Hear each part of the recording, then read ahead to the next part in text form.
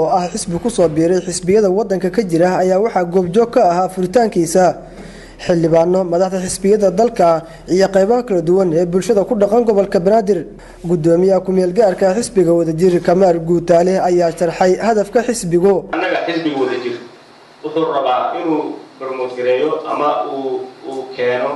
Soomaalida isku xir wax ka dhaxeeya oo runtii ay isku xanuunsadaan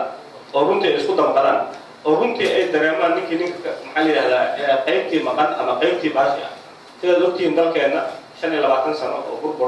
oo burbur siyaasadeed iyo 20 sano ka horeysay oo runtii kalidarisnimo ah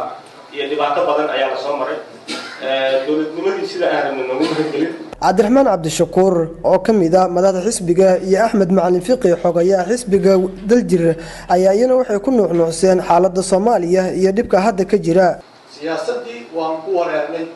waxay u wareersan tahay sharci iyo rule malaha meel laga qabtana malaha Soomaaliyeed cidda haysa xuduudihiisana waa ogtiin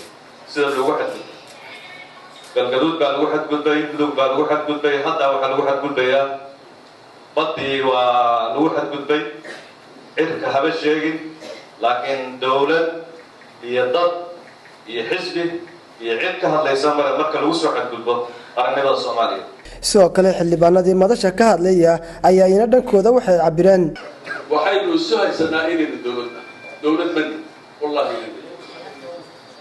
waa Soomaaliya dawlad mani dawladdeena gacanteena kuma jirto shisheeye iyo cadawgeena gacanta runta aynu soo sheego